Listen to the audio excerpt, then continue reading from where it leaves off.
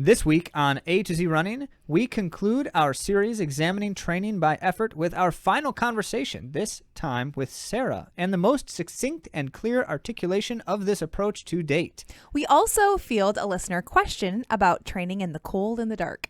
In the world of running, have you heard of the willpower marshmallow test? The Magness Science Digest included some potent studies about emotions. And the women's 24-hour world record was broken, but not by someone you'd expect.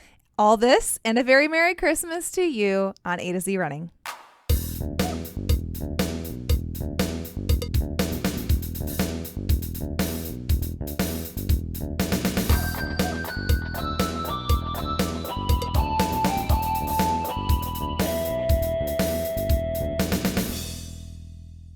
Hey, welcome back to the A to Z Running podcast, where we help runners thrive with information, inspiration, and coaching and training services. I'm Andy. And I am Zach. And just a reminder that you can learn more about all of the things we do at AtoZrunning.com. And be sure to follow us on Instagram, Spotify, and YouTube. I have a little update because we have a bonus episode coming out this coming week. So you want to stay tuned for that. That's going to be with pro runner Willie Fink and will be released sometime at the end of the week. Extra bonuses bonus to end episode your year on the right foot. Well, speaking of the holidays, it's an interesting time for runners. In some ways harder. You know, the schedule's different. Life is not the same rhythm. And if you're anything like me, that's very, very difficult. Like, routine is so good. But also, it's fun and festive. And I hear, because we talk with a lot of people, oh, I'm wearing a hat that represents that festive. So we hear, as we talk with runners, something that we tend to share ourselves, which is there's often things like family or friend jogs in, weird holiday apparel and, wear the colorful, the lights, the jingling, wear all the stuff, right? And so that can be fun. And then if you live in an area, a lot of places, they've put up the lights all over the place, and so you can have like a run through the city where it's like lit up in different ways. He's describing what we do. That's what we do. But I'm saying that because I've talked to others of you who have shared very similar experiences. And so, and I don't have to talk to you either, because we run by other people who are doing the same thing quite a bit this time of year. So that's the case also. And hopefully you're able to enjoy some of that kind of thing if you have others that you enjoy that kind of thing with as a runner. But either way, we know that wherever you are, whatever you're doing, that we hope that you find yourself enjoying that time during these wonderful holidays. We sure do. Let's get started with your questions.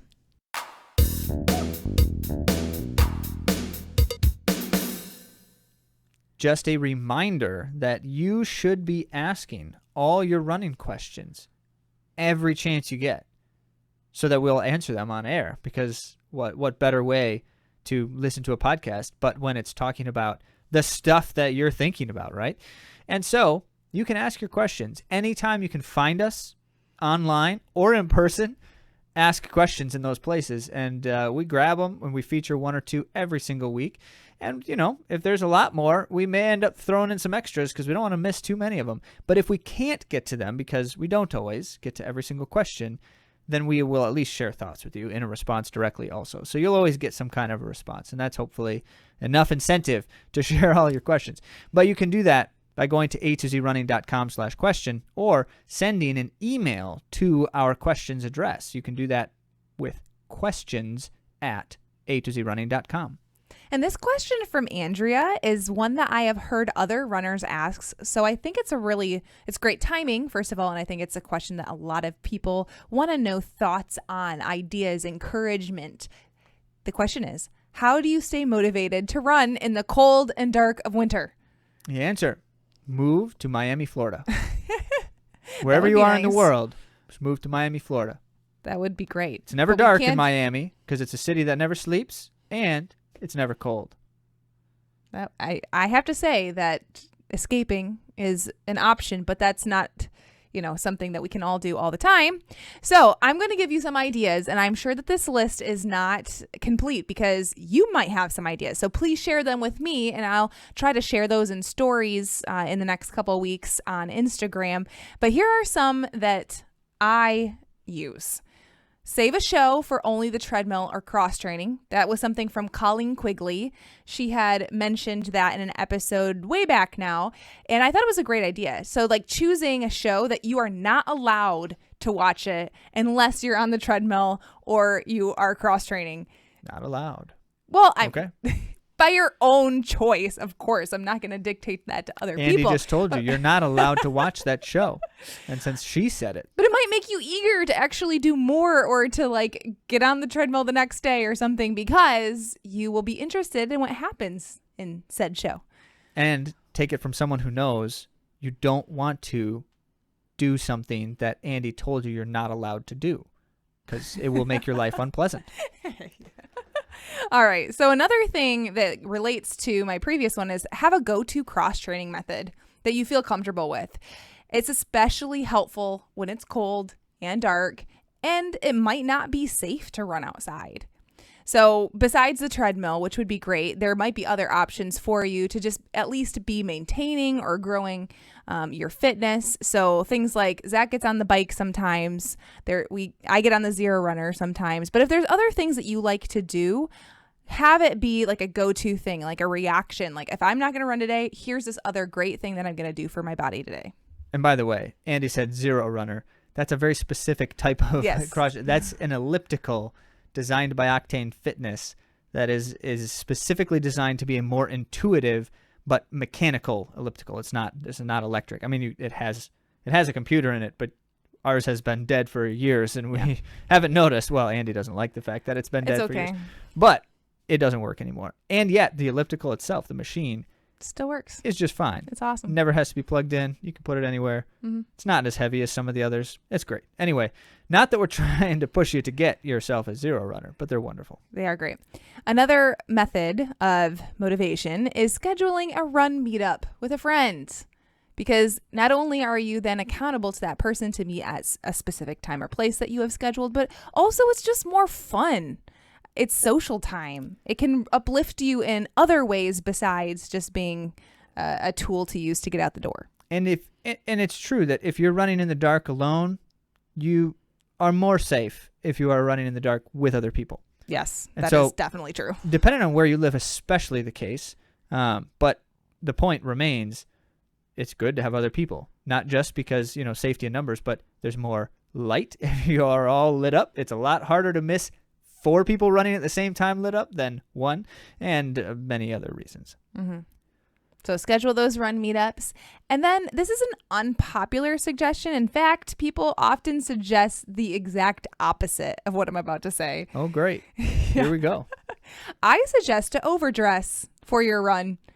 Now, a lot of people will say, like, dress 10 degrees colder than you think you want to. By a lot of people, Andy means like all the runner's world articles. And influencers and other people, they say yeah, to but do influencers aren't supposed to be knowledgeable about things. They're just supposed to be popular. That we all know what the popular kids in school got on their SAT scores. But hey, that's not oh, nice. sorry, I'm not supposed to say things like that. Well, the point remains, though, that it is a stupid point of advice to say to dress less than you need to because, you'll warm up and everything. And it's like, yeah, but if you dress as much as you need to and then you also warm up, then you'll be nice and cozy. And there's nothing wrong with sweating a little more while you run. In fact, it's actually probably good for you. But why would you subject yourself to the potential of being cold? I just personally, to help get me out the door, I want to feel warm enough when I'm getting out the door. And I'm from Michigan, and many of you are from places that have 4 seasons. You can wear layers and take off layers as you go. So you're not stuck with what you're wearing necessarily if you have layered well. I suggest to overdress. I like it. Might be controversial, but And now in racing, though, that is a little different. I do wear less than I would on a normal run because I know I will heat up pretty quickly. But I still, even then, will have throw off things. Like I'll wear gloves if it's colder and I'll toss them if I need to. I prefer to be comfortable. It helps my stress level. I think that overall, it's more comfortable and helps get me out the door. The next one. Bargain with yourself to do at least X and then see how it goes. Sometimes we don't feel like going out and doing 90 minutes of running, but we can tell ourselves, hey, just get out the door, do 30 minutes, and then I'll see how I feel. And then by the time we're out there, we're moving, we're finally maybe getting some vitamin D through layers and layers of clouds.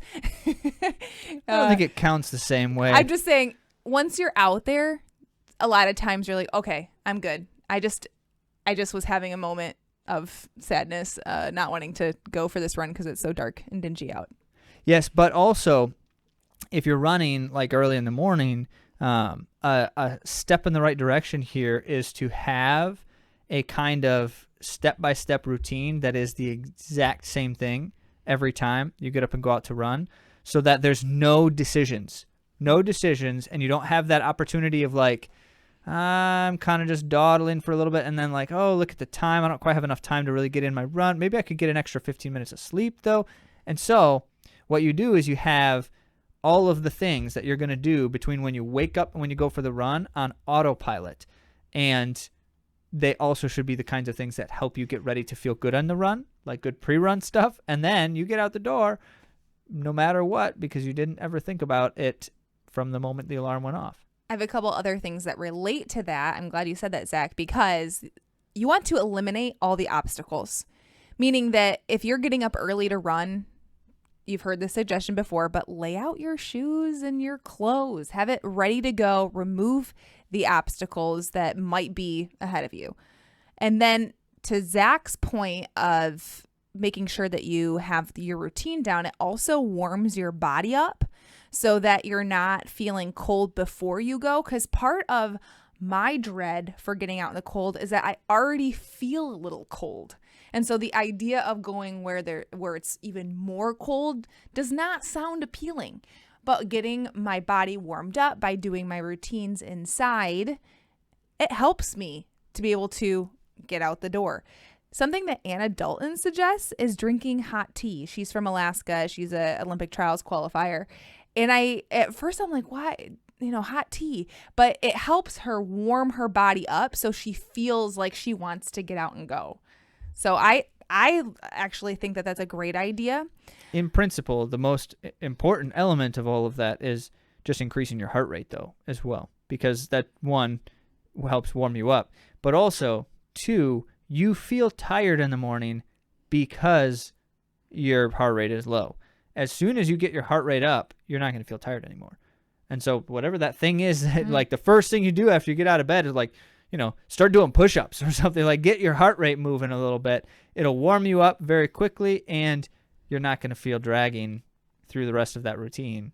That's good thinking. Hot tea or a hot drink of some kind, sure, just adds more advantage. Mm-hmm.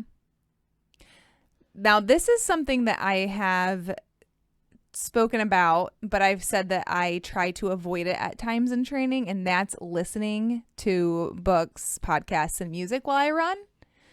So in the summer, when I'm in the thick of training and I'm in conditioning and I want to really be intuitive and listen to my body, I suggest that runners don't listen to anything. When I'm in the winter time and I need something to help me get out the door, I let myself listen. I give myself some more wiggle room when it comes to listening to books and podcasts and music.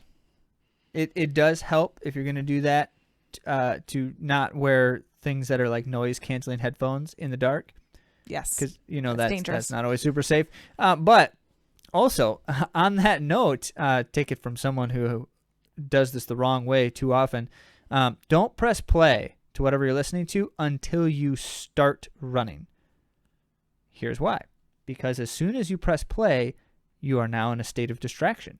And whatever you needed to do before you get out the door, it's going to take you longer. Andy's nodding. I can't believe he admitted this on air. Hey, I'm a fairly vulnerable guy. I'm willing to admit my faults if I were to have faults to admit. So that's hilarious.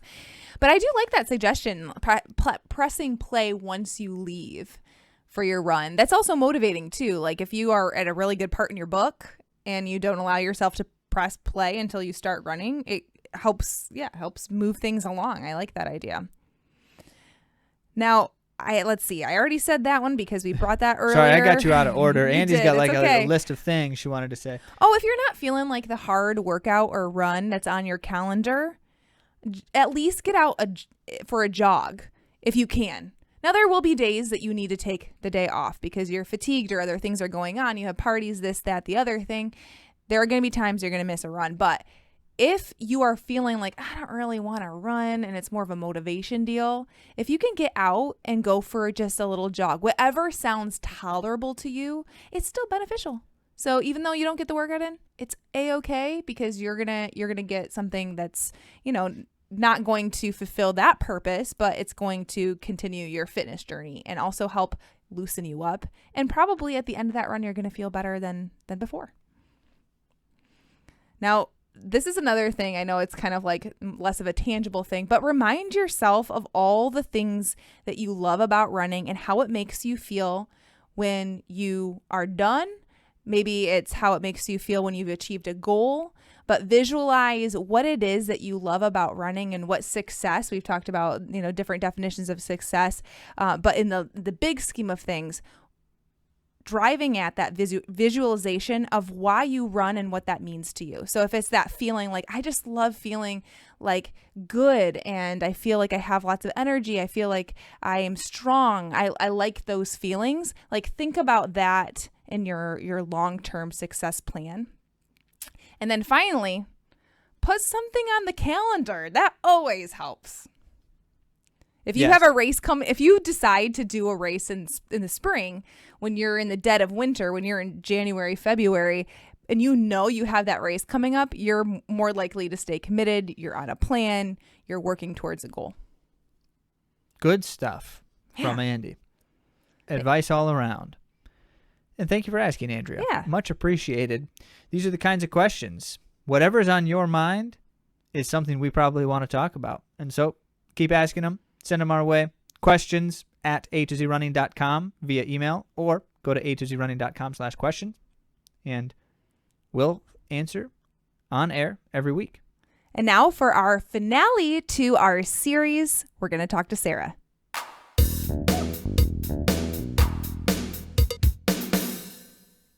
Well, here you go to wrap up what has been an incredible experience hearing from all of these different runners about their insights and experiences in the how to train by effort kind of dynamic.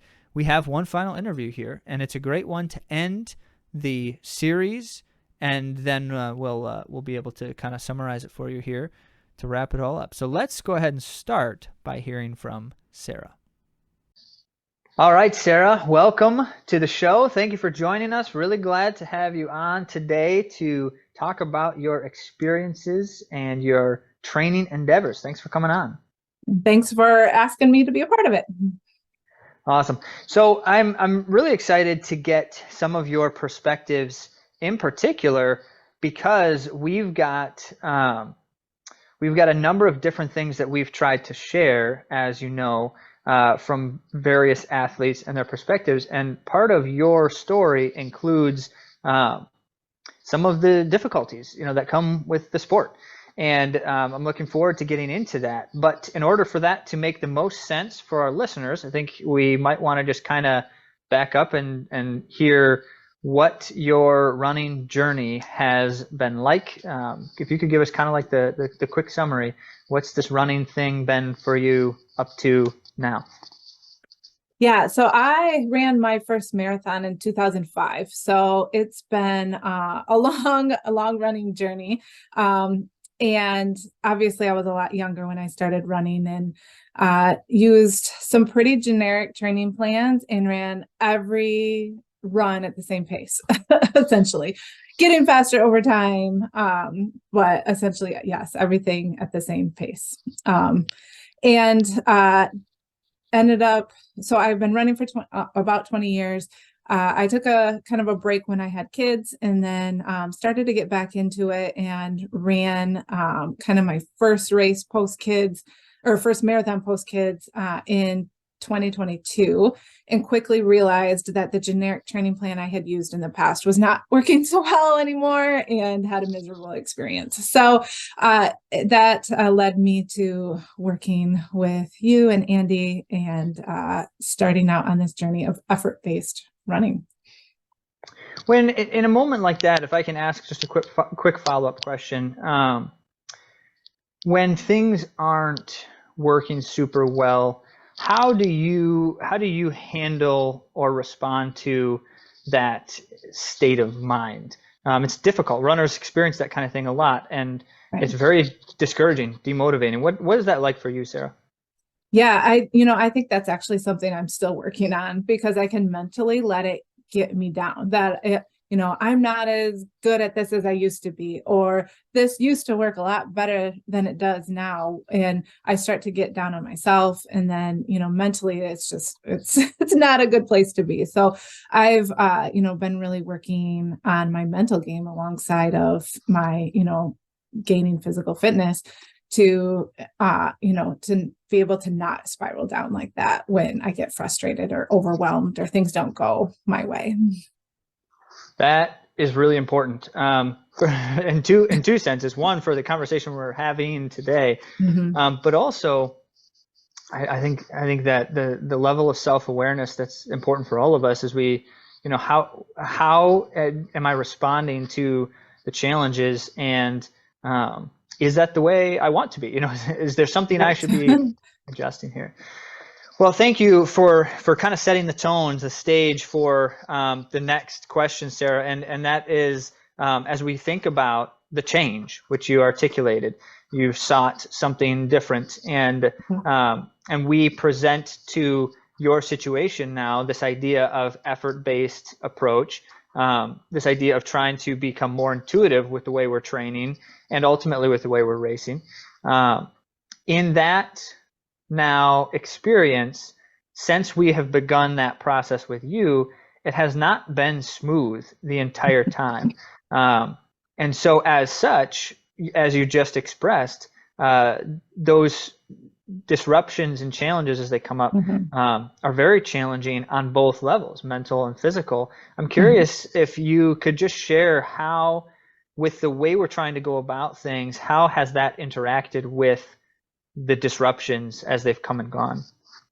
Yeah. So, you're referring to my last marathon training cycle, which was my Chicago marathon training cycle. And I had a lot of disruptions during that training cycle, a lot more than what I had hoped for or planned for, especially with a big race like Chicago. You're looking forward to it so much. And so,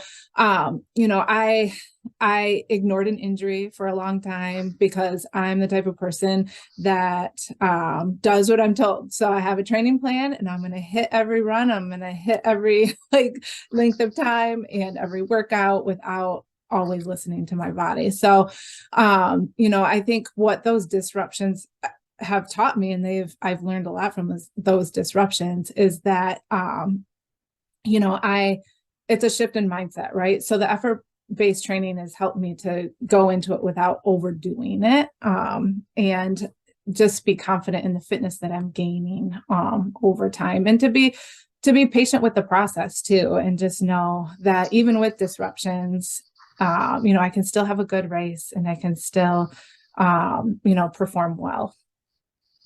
That's really important. It's it is possible, and at the same time, we know that those things, they have an effect on the end result in some sense, whether it's the physiology, whether it's the mental toll that it takes to try to get past that.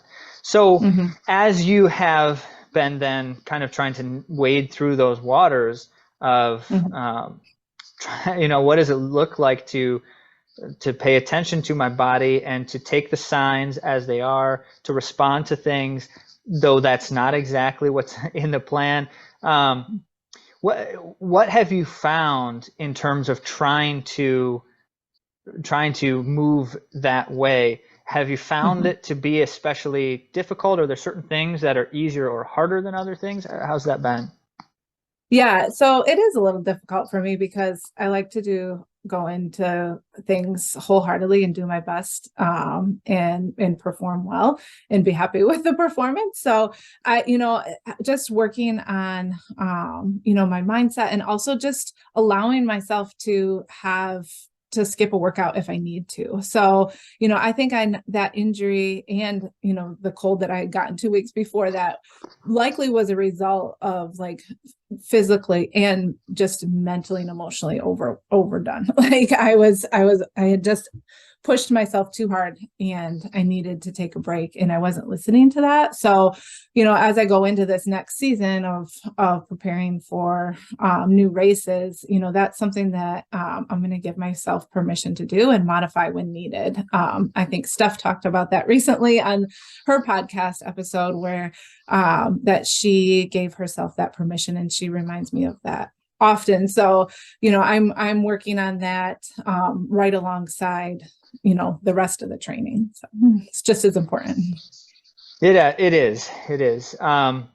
In some way, Sara, that is the kind of foundational to the nature of the approach. We're trying to be the runner who knows when I need to do the thing and when I shouldn't do the thing, right? And kind of whatever that may entail. Now, you just touched on something, and so I'm interested. This is a caveat to trying to address this kind of a change in ourselves, which is what role can other people play in helping us move that direction? So you mentioned Steph as a kind of running friend / teammate / co-conspirator in the challenges of the training. So there's that layer. There certainly is, your coaches and how does that tend to work and support? But also, if I may, your husband is along for this journey in a similar capacity as he's working through it himself too. So all of these layers, what does it look like for other people to be involved in helping us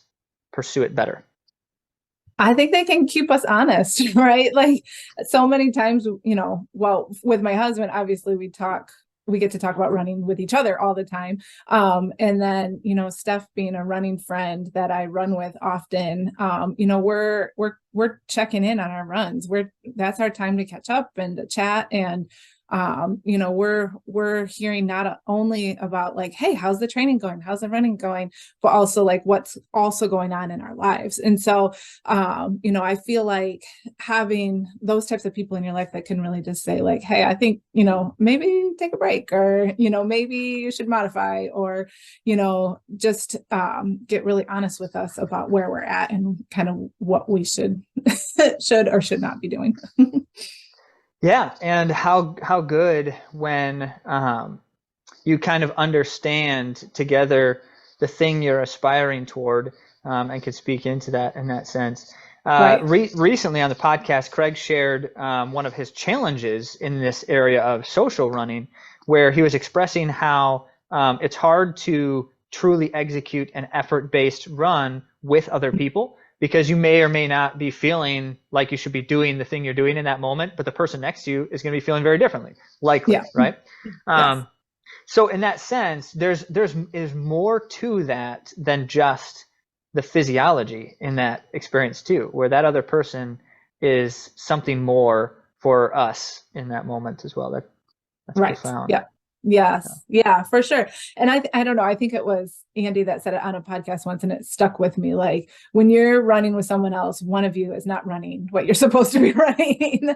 But, sometimes those, running friends, I always say like you go deep fast when you're on a run, and it's maybe because you don't have any other distractions. You're both there doing the same thing, and you have a certain amount of time where you can just chat. And I don't know, I cherish those runs where I do get a chance, because I do so many runs on my own. I cherish those times when I can do it with a friend. Yeah, that's exactly it. I appreciate it. And, we do often talk about that. In truth, efforts are a range. It's not a very precise thing. And so some days, if I'm a little bit farther to the upper end of easy, or if I'm running with someone and it pushes me a little bit farther to the lower end of easy, that's fine. It's you're not harming something because it's just a little bit slower or a little bit faster. Yeah. That's cool. Well, okay, so the one other layer in particular that I really want to be able to dig into a bit here for you, Sarah, is um, when you are coming in and out of disruptions, the mindset tends to change a little bit. And so you've certainly intimated, like, for your purposes, the idea of, I want to follow the plan such as it is. But the other side of that is the plan changes. And so you could Right. say, I can do exactly what my coach is telling me to do, and we'll put right on paper adjustments on account of a disruption. We'll do that. Yes. However, it's no longer, and you understand this, when you look at it, you say, well, that's not what I would be doing if I hadn't had the disruption, or if I, were totally healthy right now, it would look differently. When you know that you have to, that the process is gradual, we can't have what we want in the moment. And that kind of, especially when we have performances looming and things like that, which was the situation you found yourself in most recently, how do you still address with fidelity the thing you should be doing, as opposed to what we may be tempted to want to do otherwise? Yeah, I mean, you just have to get real honest with yourself about where you're at in that moment and be patient and trust the process. I asked, I think at one point, for a harder, longer workout, and I was told no, or hey, let's try this instead. And actually, of course, it was the right thing to do. But I've just really had to learn to be patient. And I think even when I first started effort-based training, I was like, I don't know, I just am getting slower because all I do is run slow. And, I was reminded that that's a common thing. Like, actually, yeah, you probably are getting slower, but it's only for a short period of time. And then you're going to start to, gain a little more speed. So. Yeah. And that's, you said it, trusting the process in that sense, and knowing that there's times and places for different elements in that process. And so even like I'd actually kind of want to dwell on this for just a moment longer. You asked for a thing and the coach said, that's not the thing you need. Now we understand that the coach can be wrong also. You certainly know how you're feeling in a given moment, and the runner who truly is trying to pursue an intuitive approach is going to have at times a sense like, I could do something differently than what's on paper here, because I can tell based on how I'm feeling and kind of what's been going on, potentially, right? So how do you navigate a conversation with your coach where it's, I think I want this thing and my coach disagrees? How do we justify that moment? Decide who's right, decide who's wrong, how to proceed. Right. Yeah. Well, and, we ended up meeting in the middle. And I think, at the time, I was looking at Ben's plan, right? And I was like, well, he's running more steadies than I am. I'm only going to get one steady long run in, and I feel like I should get more steady long runs in, right? Like, to be prepared. And, Andy was like, well, instead of, doing a steady long run, let's just extend the time of your long run. And so, and still keep the pace down. And that ended up being the right thing. And, I felt like we kind of met in the middle, right? She listened and heard that I was wanting a little bit more, that I had been feeling really good on my long runs, and mentally just wanted a little bit longer time out, on my long run, just to mentally prepare myself for being out for that longer marathon distance. And so, yeah, I felt like it was a really good conversation, and I felt like I was heard for sure. And I think that helped. And, we got to debrief right afterwards, and it was the right way to go. So I appreciated that. That's huge. So there's some layers here. Just kind of in summary of the few aspects of it that you've shared. There's one side of it where it's, I want to be true to the plan, and I want to follow the plan. And there's a couple different layers to that. There's another side of it where it's, the goal of this whole thing is really that I am true to what I need, which may not be what's on the plan. And then at the same time, there's, my coach, who's a person. And so now, if I do something one way or the other, what's the conversation like there? and how do we get the most out of so I'm kind of just summarizing that in my head, Sarah, I'm thinking, this is what makes it so difficult ultimately for so many of us is it's not so much an approach with find the right answers. It's an approach with figure out what are the possible answers right now in this moment. Yeah. And at some point you got to go with something depending on all of that stuff.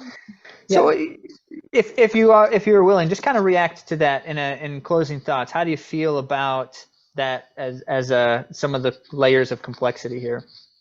Yeah, I think I've just learned, I'm only not even a year into this training program and way of training. And, I think I've learned so much, and I still have so much yet to learn. And so I do think that there's a lot of layers of complexity. And at times, it's, we may not agree on what we should be doing that day. And, I've just really appreciated the conversation. And also, just a lot of the podcast episodes have really helped me too. There's a lot of time spent out on runs, and it's been good to kind of hear, your fear, like just the process of it all. And so, and the different kind of sections of the training program. And so that's been really helpful for me. And, I just hope to continue to keep learning, because I don't think we ever get to the point of, okay, we've arrived, right? Like you want to always keep learning and keep growing and keep, meeting your goals or beating your goals. So true. So true. And it may just be a little bit of job security for the coaches as well, right? Yes, definitely. No. Our goal, well, we always say it, our goal as coaches is not to make an athlete dependent upon us. Our goal is to equip the athlete. And ultimately, if you're doing your job well in that scenario, it's the same thing as a teacher. If you're doing your job well, then you have an expiration date with that person. Right. You get to a point where, well, that's not exactly the right way to say it, because there's other reasons why you have a coach potentially. But there's a point where the coach has brought the athlete to as much of a sense of the thing as we can together come to, and then it becomes a journey of more side by side, figure the thing out. And sure. Yep. Yeah, and I've appreciated that for sure.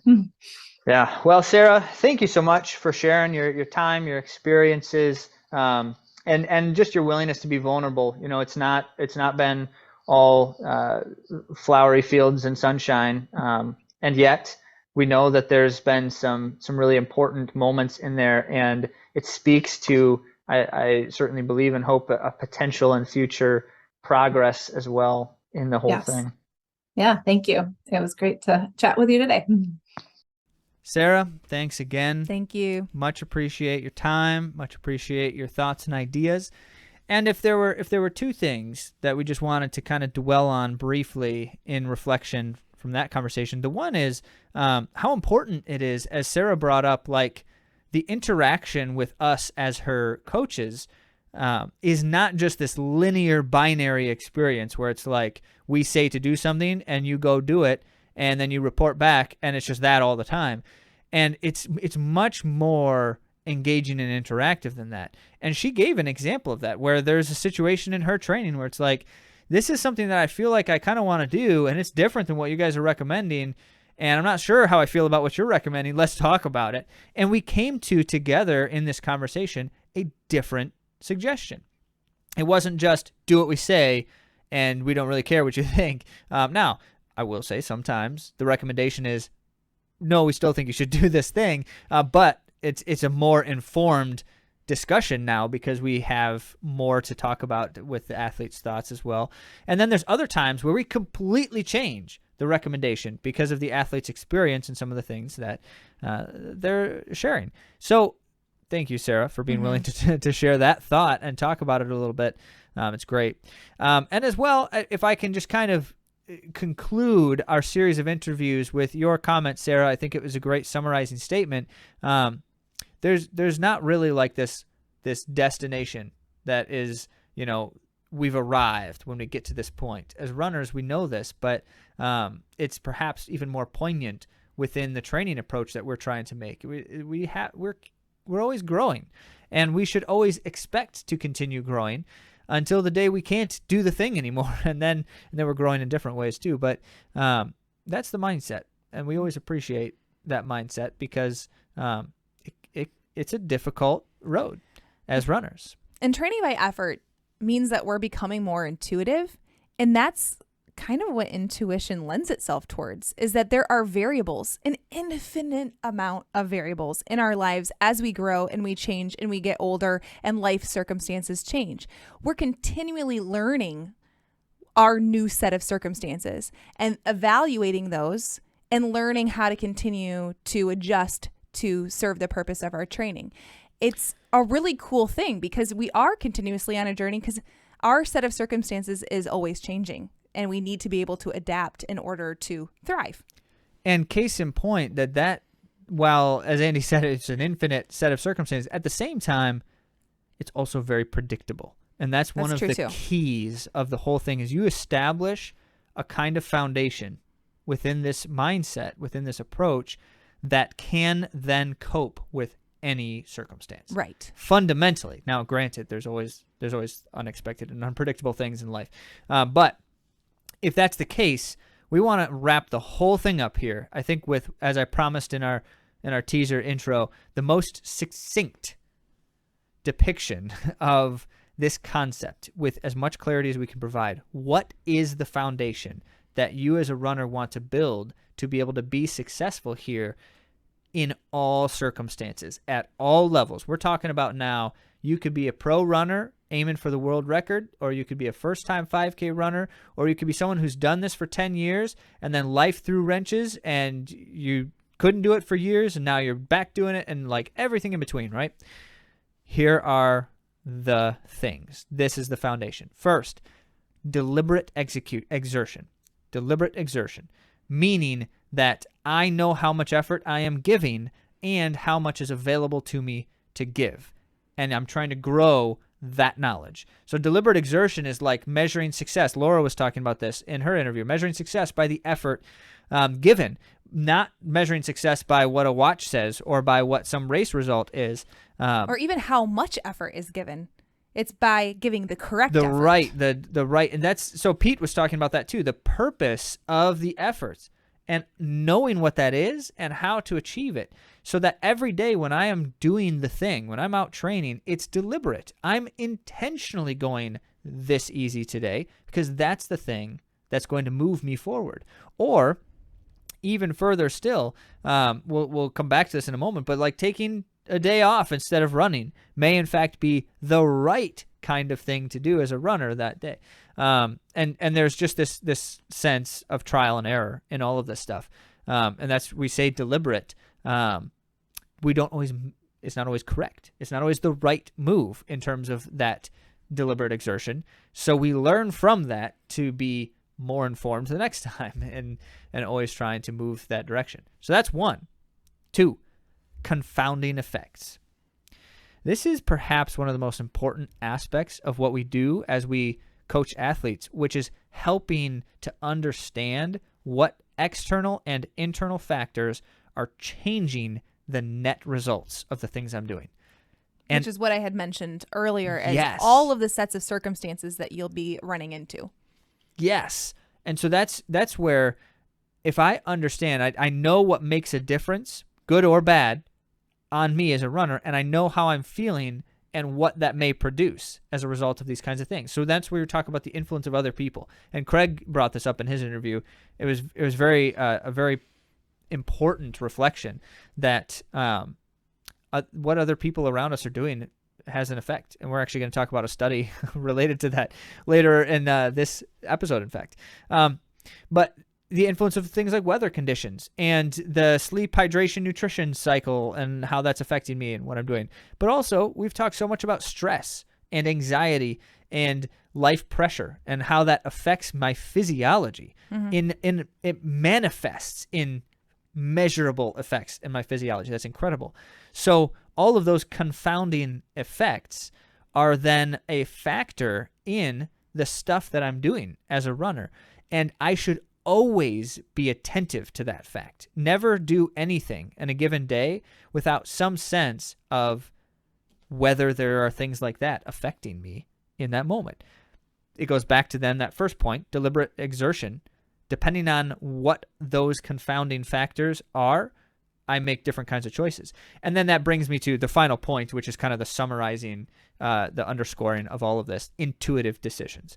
So that based on those confounding effects, based on the understanding, the purpose, and my choices in terms of exertion, I make those choices intuitively. I know when I am ready to go hard. I know when I am not. I know when I am ready to or need to rest. I know when I can exert, all of that kinds of things. That was from Steph in the first episode of the series. Great way to start it off. Or of our interviews, I should say. Yes.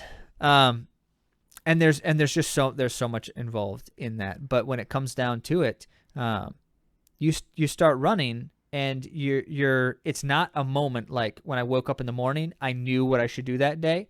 That may be the case. But sometimes I wake up in the morning and I think I know what I can handle that day. But I'm not running until the afternoon, and things happened at work or with family and life, and now it's not quite the same, right? So I'm adjusting, and maybe that's the fourth thing. Andy and I were talking about. There's something else here that maybe that's the fourth thing, which is this agility, this sense of I am never committed to a thing until it's done. It just simply, I'm never fully committed to what's happening as a runner in my training until it is done. So I could be halfway into a steady effort run with all the sense that this is exactly what I should be doing, but something changes halfway in. Something about how I'm feeling. So, okay, I'll give you an example. I was running a fartlek run. Just spontaneous fartleks. The other day, it was like 4 days ago, depending on when you're listening to this, who knows exactly when that was, but very recently as I'm talking about this. And so as a spontaneous workout, even more so the case, I have no plan about how long I'm going to go hard for each acceleration. I just start going and kind of see how I'm feeling, and as it goes, then I decide when I'm ready to stop, and then I might go harder or easier the next one. Well, I'm partway into the workout. I'm actually just over halfway because it was an out and back route, so I turned around, and I'm just over halfway, and something in my ankle just suddenly is not feeling quite right. And I've had chronic Achilles problems, and I know that there's all sorts of different signs, and they're never consistent. And so I was like, is this one of those? Maybe it is. So I immediately pulled the plug and just started jogging. And then I stopped and stretched for a moment because I was like, who knows? Who knows exactly what I was feeling? So I stopped and stretched for a minute and then continued jogging. And as it turns out, I felt great. And so then I totally changed the plan and accelerated again. And then I started to feel a little bit more fatigued than I thought I was going to. And so I just called the whole workout after that. But the point is, within a 5-minute span, I was completely ready to can the workout and jog home at whatever the slowest possible jog is I could do to avoid aggravating anything. I was also ready to completely restart everything and feeling great, or just can the workout and run easy. Like, all of those things happened within about a 5-minute span, and none of that would have been predictable when I started the workout. So there's just agility is the key. You have to be ready to change what you're doing at all times based on those other factors. Yeah, and a lot of it is like a mental piece of it too, because in regards to what you're saying, like, we don't really know until it's done, right? So, for instance, if you wake up feeling bad, I'm going to throw the opposite direction. You get up, you feel bad, but your run is scheduled for the afternoon, and I don't think you should automatically scrap your run plans in the afternoon, because you could feel much, much better after you have done all the things of the day. Your body has moved. You've had all your, had food, and there's a million things, right? Because I've actually had very successful races when I think and I feel the morning I wake up like it's not going to be a good day. Like, my body doesn't feel great. But then I end up having great races. So not counting it out. So it's both directions, because I think a lot of times when people hear us talk about our approach, they think, they just you just don't do as much hard stuff or something. I'm not really sure what they just tell you to run easy all the time. No. No, because there are proper efforts to give, but then it is too, like, we do prefer that someone is on the careful side, though. So that is something that we do suggest to people, but it's both ways, and being open to listening to your body when your run is scheduled. Yeah. Yeah, and I guess one final illustration on that point is it goes back to my most recent marathon personal best when I ran that race. And after the fact, one friend in particular, asks me, he says, well, did you know that you were capable of that performance? And my answer is actually, in full transparency, I did not believe myself capable of anything beyond a pretty typical mediocre for me, like middle range of my experiences marathon, because of how I was feeling, because of how training was going, all those kinds of things. But I didn't once look at a watch the entire race. Okay, yes, at mile 24, I did look at the watch. Okay, so until mile 24 of 26, I did not look at a watch.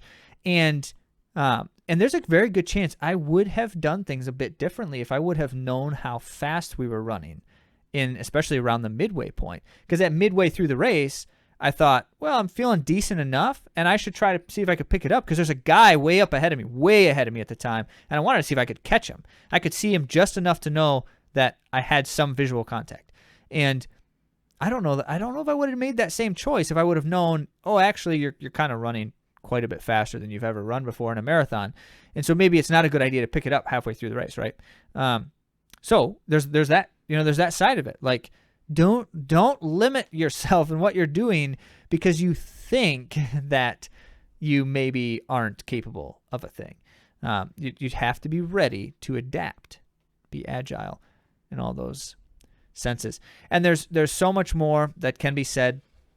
But we have these guiding kind of fundamental principles we're always saying to our athletes, and Andy mentioned one of them. If I'm going to be successful in these things, always better to err on the side of too easy than too hard, because that means that tomorrow I'm more likely to be able to go again, whereas on the other side I might not. And so better to go too easy than too hard. Long term, that's going to give me better success. And then at the same time, in a similar sense, also, as our other main guiding principle as we're talking with athletes, is that you should always have a sense of how I am feeling and how much I should be able to exert, and just make your deliberate choices, we were saying earlier, based on that sense all the time. And so better to scrap the watch entirely. If you don't want to scrap the watch, don't let the watch make decisions for you. Get rid of the external influences as best as you can. I know we've talked about this quite a bit, but I just want to put just another thing about the steady runs. Being uncomfortable and knowing how much you can live in the uncomfortable is also a really important thing, because it's not just like feeling like I'm always going to be feeling good, right? That's not what it means, because you are absolutely going to work hard, but knowing what the signals mean for you physiologically. So we talked through Steve Magness's book. There are different signals of your body. There are warning signs and signals, and being able to discern between discomfort and not feeling motivated and what are actual signals that you're supposed to maybe slow down a little bit and I think all of that comes with learning to identify while you're in training. And this is what we're developing as we're looking at becoming a more intuitive runner. That's exactly it. So we have to at least say at this point in time, if these things sound intriguing to you, or if they're very confusing to you, and either way you'd like to talk with us more about these kinds of thoughts, whether you're interested in pursuing these types of training approaches yourself, or you have questions, you can always, throw the questions at us and we'll put them on the podcast, because we love to do that. But reach out, certainly check out our information and our services if that's an angle that you want to pursue. You can learn anything you need to know about how we work and what the services are like by going to AtoZrunning.com/coaching, or contact us directly, and we're happy to start a conversation. Mm-hmm. Well, let's get on now to the world of running.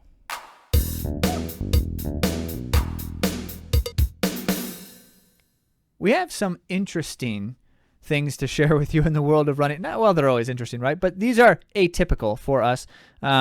Less going on in terms of like people running races these days because, Christmas and holiday season. But as it were, we wanted to grab some of the stuff that we've been wanting to share and haven't had a lot of time to in the very recent past. So we're going to do just that, starting with number one, willpower and the marshmallow test.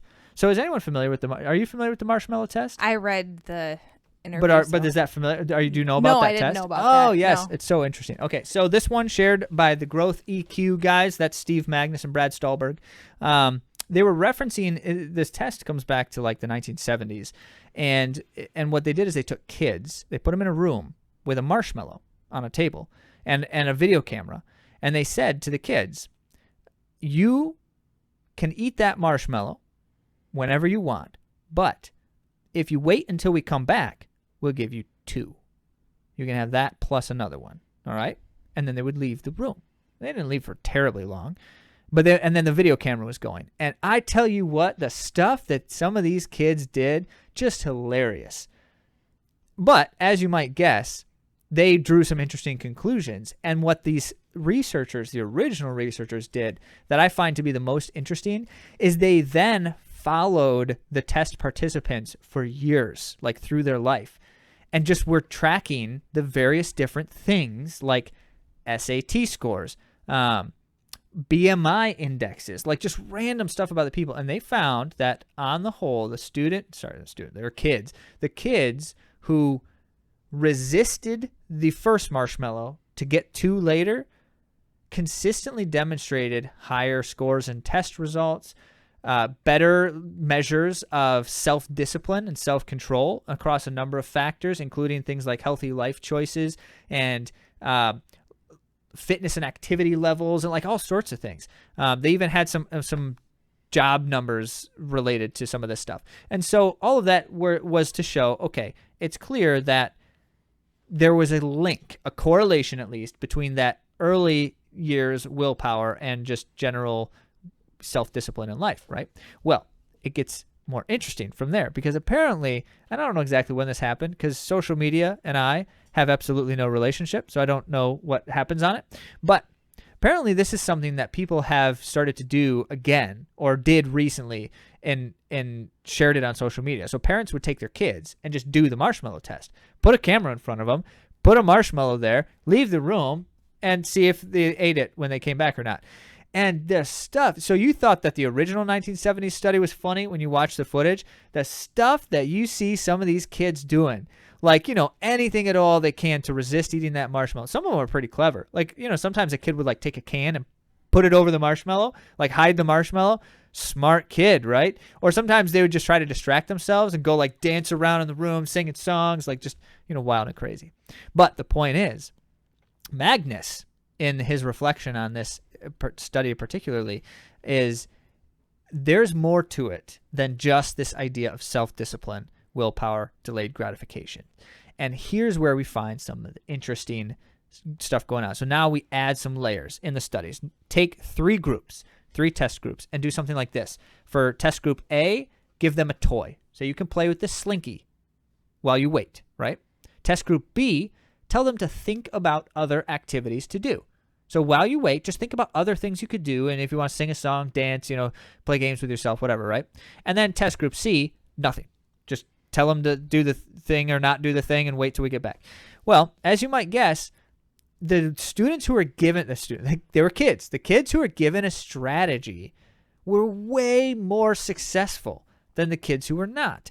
And certain strategies more than others. The kids given a single toy, less so than the kids told to think about more activities to do. Now, they did another one. ABC test here. This time, A, these kids were told to think about things that make you happy. B, think about things that make you sad. And C, they were told to focus on the treat. Now, what's interesting is the kids who were told to focus on the treat were still more successful than the kids who weren't told any strategies at all and just said, wait, and you can get 2. So given any kind of strategy, kids are more likely to prolong eating the marshmallow. But then, as you might guess, the kids told to think about happy things waited way longer, like double the time than the kids told to think about sad things. And the kids told to think about sad things were only marginally more successful than the ones who weren't. So now we get like just fascinating layers. And here's Magness's conclusion on this study specifically and the multiple layers, is he says that strategies matter. When we are equipped with different kinds of ways to deal with this willpower situation, self-discipline situation, we are more likely to be successful.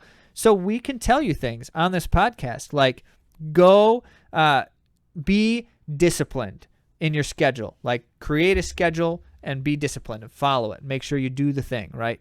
We say all the time, successful runners don't have to be like, there's not one particular training approach that you have to have. Now we recommend one and we feel like it's definitely producing greater amounts of success than others.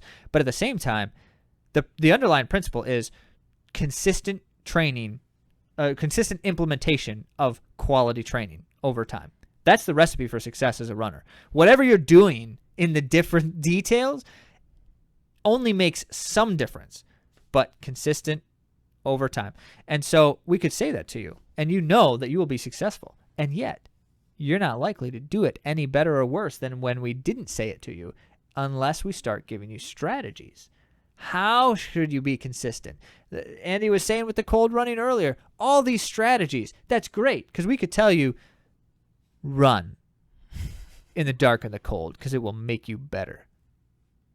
But that's not going to help you at all. What will help you is all the ideas and strategies. We like it.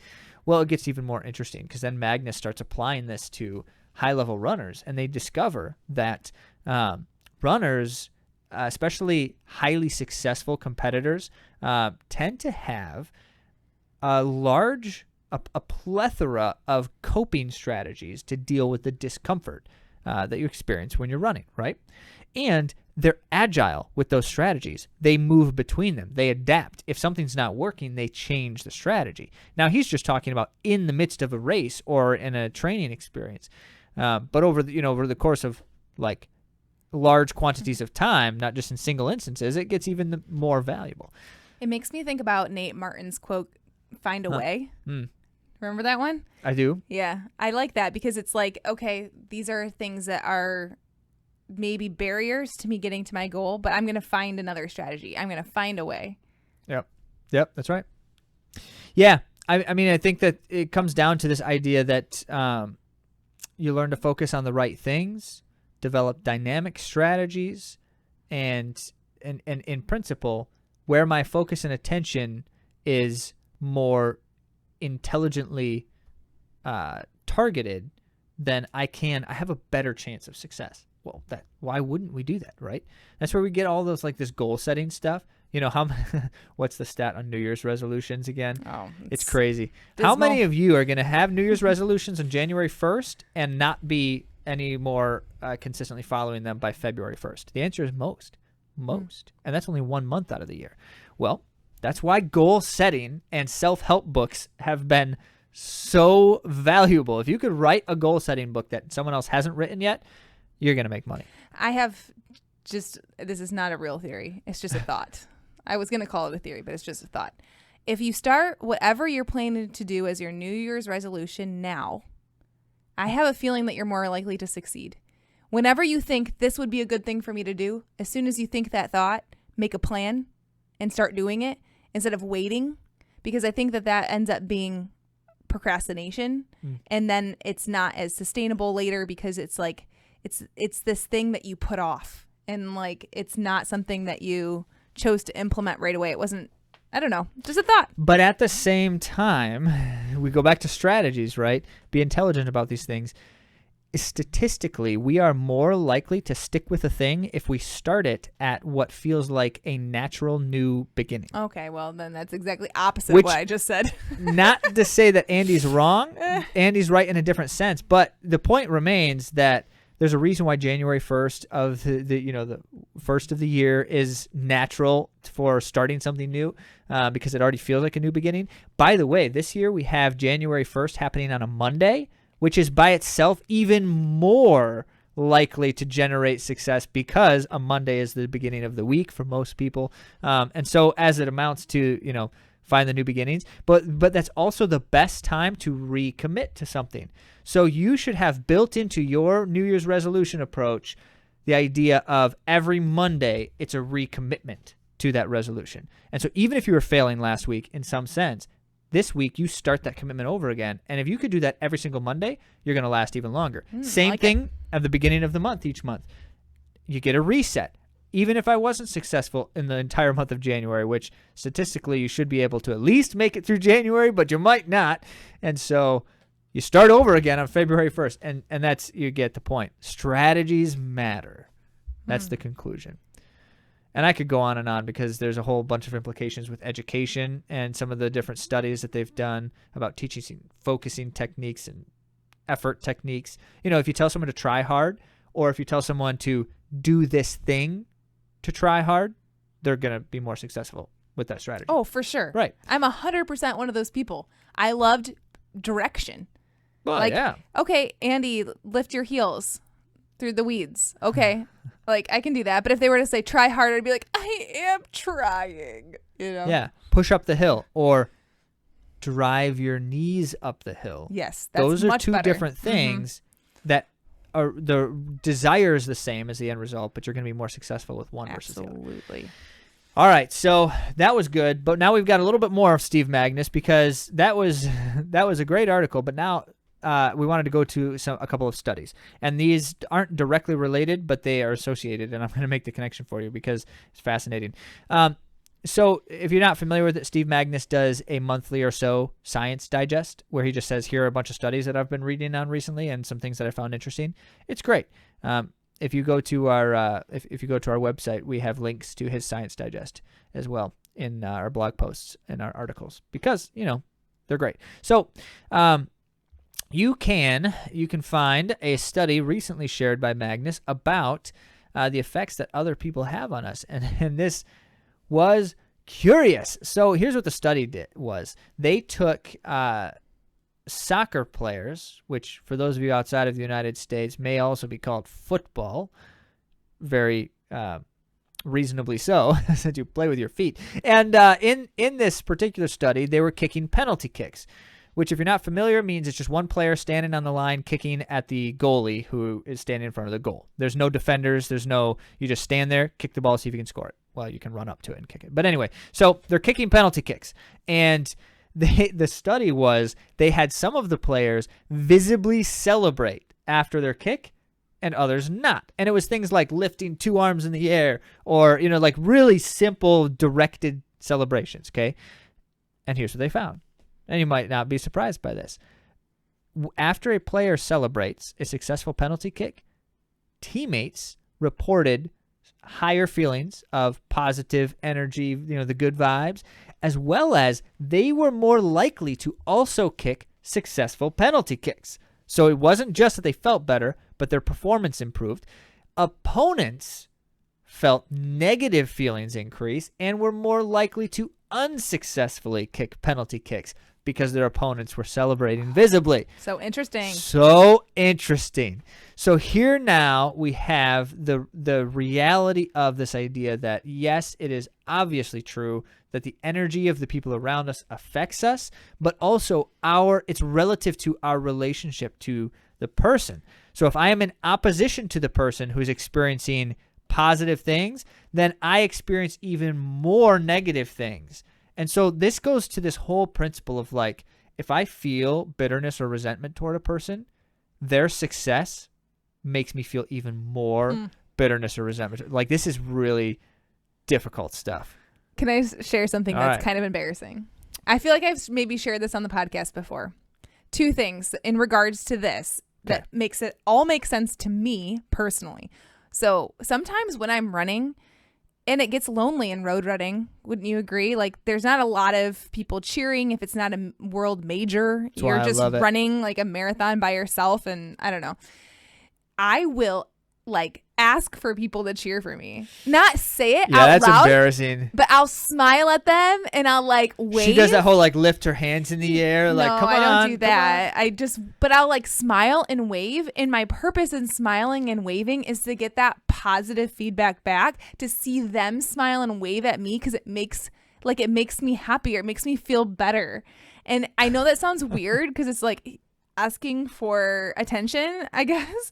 But I guess, I don't know. Like, that is something that I've noticed has helped me in a race when I'm feeling bad, is when I make eye contact with people and smile, and they smile back at me, or they wave, or they cheer. Well, we have shared with you in the past on the podcast that study with the cyclists who they measured higher maximum performance output if they were smiling. Yeah. All they did is just tell them to smile or not smile, and you guessed it, they performed better when they were smiling. But this is a second layer of that Exactly. is the reciprocal smile. The reciprocal smile makes me feel better. If I see someone else smiling, I do. And now it makes sense seeing this study. Another thing that I do that's a little embarrassing to share in a podcast is that when I hear people cheering. Oh, no, don't talk about this one. Don't do it. I pretend they're cheering for me.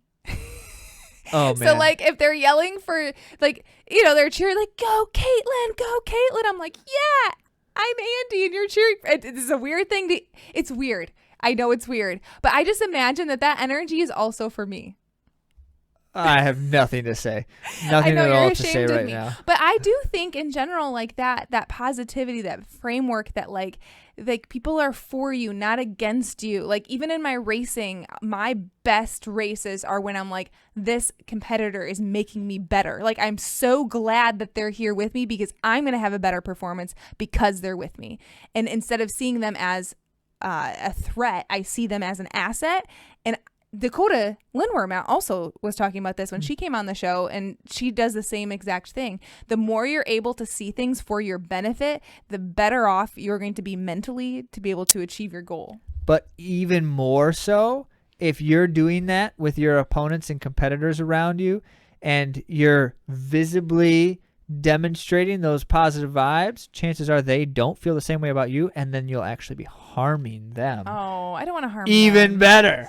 I don't want to harm them. Now you have a competitive We're all edge. Winning. Yeah, nope, not everyone, not all the time. All right, well, anyway, so that was interesting, right? That was a fascinating study, and you can see certainly the implications. So now this next one, and this again, these are not really related, but there are some associations here. But this next one was about self-talk. Now, so clearly the connection between like if I have positive demonstrations, it helps improve my performance, and other people's positive stuff makes me feel more positive. So now you can see like there is some association here. But anyway, the self-talk side of things can also be a tool for positive outcomes. Here was the study. They watched a bunch of tennis matches, and then the studiers with the players watched the matches after the fact, and then those who were in them reported a number of things, like rated their emotional experiences, rated their self-talk and what was happening in their self-talk and stuff during the matches. Okay, so here's what they found as they were reviewing things, is that those who reported deliberate self-talk, which they were calling goal-oriented self-talk, and spontaneous self-talk, which is more emotional, reactionary self-talk. Those who enacted a kind of combination of those things saw more consistent performance gains. And what they were trying to really identify here is, if you are just kind of reactionary, like your self-talk is just in response to your emotions and what's happening, that spontaneous self-talk is good in the sense that it creates some kind of emotional awareness, but by itself, it actually harms performance, if that's all there is. So then you couple that with deliberate, like goal-oriented self-talk that now is, I'm basically like telling myself how it's got to be and reminding myself of the way things like do. Yes, but they're being more specific to how you're talking to yourself about your performances, not conceptual mantras. So in that sense, that you are then orienting your performance more appropriately. Two thoughts here. The first is they actually there's an aspect of this that is a developmental psychology strategy for children, especially who have struggled with emotional function, more like regulation. That's the word I was looking for. So what they do is they say, okay, so in this situation, something happened, a student has an outburst or an explosion or something like that, and when they talk to them about it, they then ask the student to talk about the situation from someone else's perspective. Not I, me statements, but her statements or but from about myself. So I'm calling myself in third person. Okay. Now, why do they do that? Because it's less emotional. It actually detaches us from the emotional state somewhat. Not perfectly, but again, you want both, right? You want the awareness of the emotion, but you also want to be able to then detach yourself from it and speak into it. So that's the combination here. And then the final connection, now we bring it back to like kind of our sport in a sense. Remember recent world championships and Olympics, as you've been watching them, especially the field events, because you just have more FaceTime through the camera where people aren't, in an active state of pain, how much they are talking to themselves. A lot, yeah. And this is a recent development. It certainly has always been the case to some degree with individuals here and there. But now, you basically, if you see any high jumper, long jumper, pole vaulter, they're about ready to jump, they're talking to themselves. Every single one of them, pretty much. And what are they doing? They're doing this in practice. Yeah. It's no surprise that sports psychology has been examining this concept with clarity in the last several years and realizing the value, not just the value, but potentially the imperative need to have this deliberate self-talk, because the rest of it, the spontaneous stuff, that's going to happen. You're going to have an emotional experience in reaction to what's going on in performance. But can you then also, it's curious. But I'm not so sure about doing that thing out loud for the whole world to see. Who cares? It still strikes me as just a little bit odd Yeah. when we're just watching this person carry on this conversation. I don't mind it. Who are they talking to? I actually try to say lip dub them, and it's very entertaining. So Yep. if you want another entertaining element, That's different. That is very funny. But anyway, the point is, do that. That's the point. I love it. Well, we're going to briefly do a World of Running piece of news that we missed in a previous week. On December 7th, I believe this was published. A 24-hour world record was broken for the women's side of things. The event was the 2023 IAU 24-hour World Championships in Taipei. Miho Nataka of Japan set the new 24-hour world record of 167.996 miles. I would say that's about 168 miles, 996. You got to round to the thousandth? Wow, that's really specific. Well, if you want to break a world record in that event, you only have to break it by 1/1000th. That's very accurate. Okay. 5 feet. Camille Herron was the previous record holder of the USA, and Nataka only beat her record by 246 meters. Okay. So tight. And Yep. Nataka pretty much did this by herself. And so it was really nice. Camille Herron gave her some props of the mental strength and fortitude that it takes to break a record alone, which Camille would know. And Herron didn't have a great day. She dropped out at 142K. She was in the race. She was. So that's just under 12 hours into the competition, which I still think is phenomenal. But, it's Camille Herron. So we have expectations for, podiums and world records and all that jazz. She hadn't fully recovered, this is what she said, from the effort of winning and breaking the course record at the Spartathlon in Greece. So She just had to remind people of that in the. Well, she has. I'm just been not going fully hard. recovered from that last great thing I did. Well, Okay. she's been doing a lot of great things, so it's Sure. been a thrill to watch her. But then also to see someone else edge her out, barely making it. It's not going to be crazy for Camille to go after it again. So this brings some friendly competition to perhaps the light in the future. So I think that'll be good. Briefly on the men's side, Alexander, is that how you say his name? Alexander Sorokin. Sorokin. Is it Yep. Alexander? Yes. That's spelled differently. Okay. Well, that's because he's from a different country. Yeah, Lithuanian. He won. So Yes. Which he does he does that a lot. all the time. He went 301.790K. That's a lot of Ks. Yes. It sure is. Well, all right. So there you have it. Even on this Christmas Day, or at least depending on when you're listening to it, it's published on Christmas Day. You have a little bit of running news to keep you interested in the world of running. Now, we are going to be setting up for you in the coming weeks as we begin the new year, a great series on how we address change. And you've got to be ready for that, because it is going to be wonderful, and it's going to help you be successful in whatever things you're trying to change this new year. Because let's face it, we all want to, but it's hard to do it.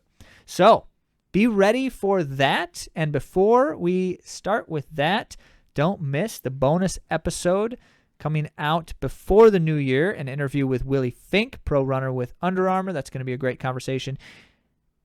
And always make sure to ask your questions, share your thoughts on your mind, comment, and all the stuff and all the places, so that we can see and hear what you're thinking about and talk more about the things that you want to talk about. Thank you all for joining us, and we'll talk to you at the end of the week.